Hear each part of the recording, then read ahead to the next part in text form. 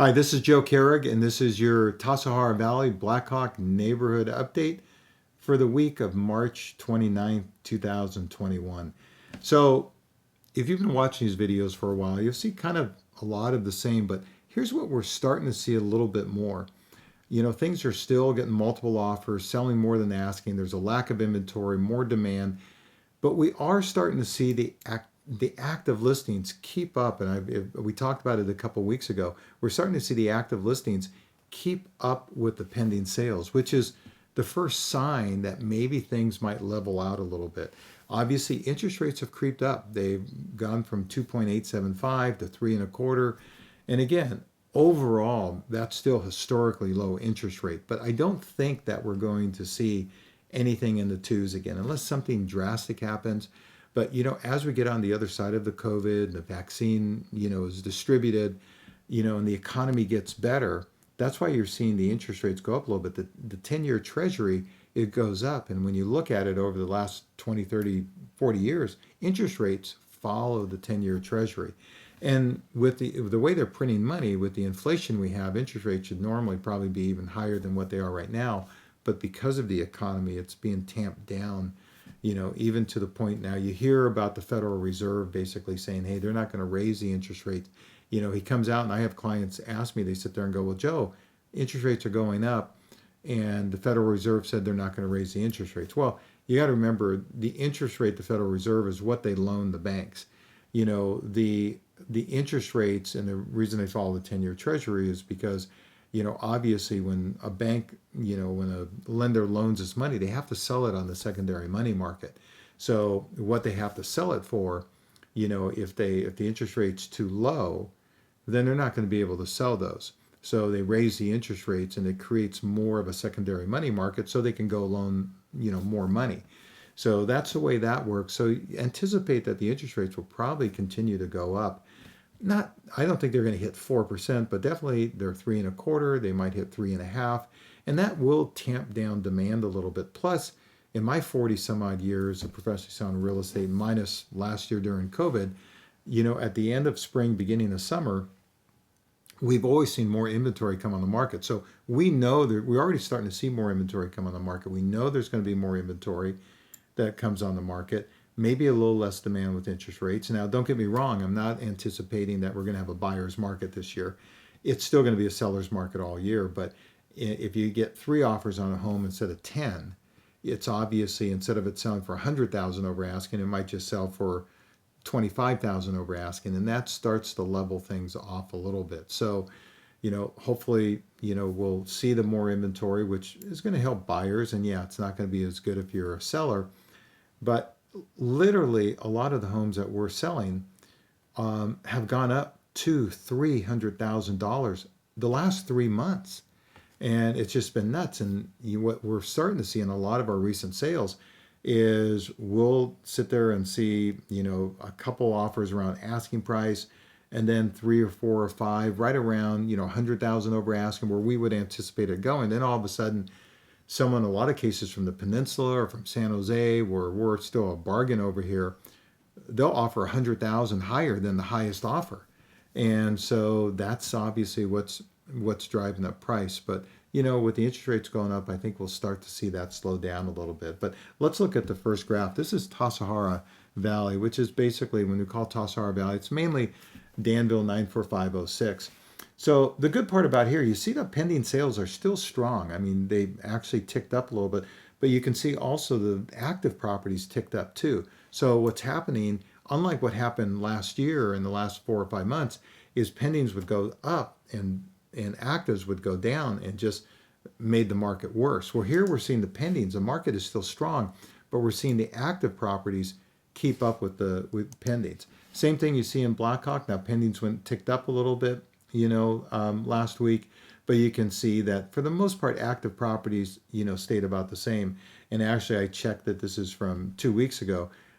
Last week, active properties even went up a little bit more. So again, this is a good sign that inventory is coming into the market, and even as fast paced as things are selling, inventory is keeping pace, which is kind of the first the first sign that maybe things are going to level out a little bit.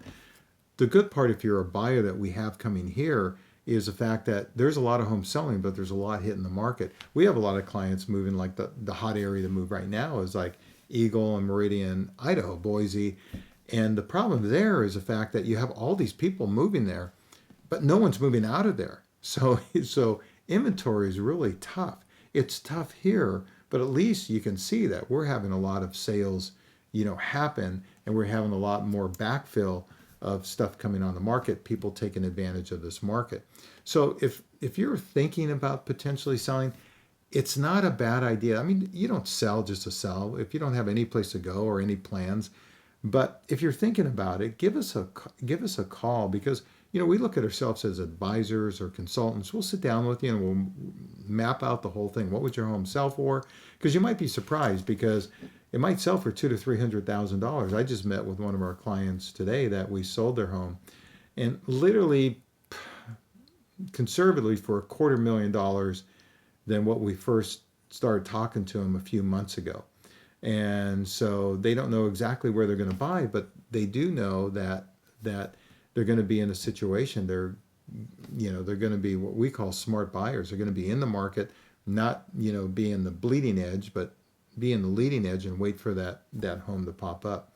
So if you're thinking about it, give us a call. We'll sit down with you. Again, as I talk about, we're advisors and consultants. We're not coming over to list your home, just to have the conversation with you.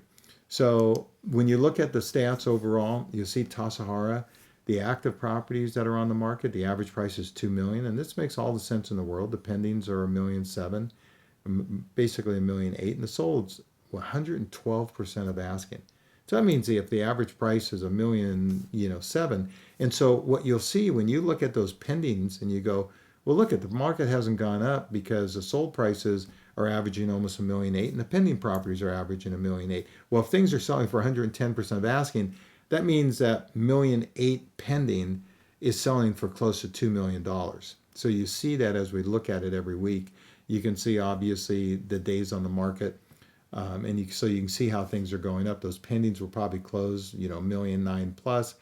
The recent sales are $1.8 million, and the active properties are $2 million. Blackhawk, again, similar. The average property on the market in Blackhawk, the average active, that's why you're not seeing as much activity, because the average price is $4 million. When you look at the sold price, you go, oh God, the sold is $3 million and the pending is $2.4 million.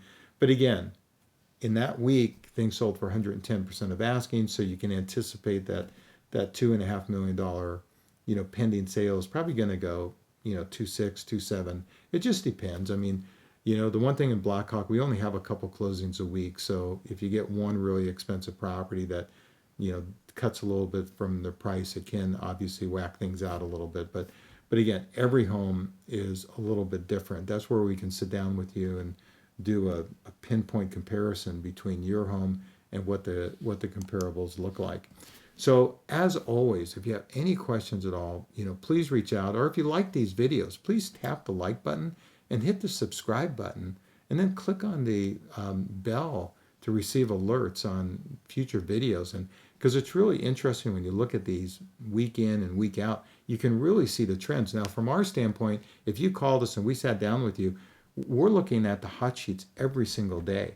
So when I do these graphs once a week or once every 2 weeks, I'm not surprised, because I'm seeing this every day and I see where the market's shifting.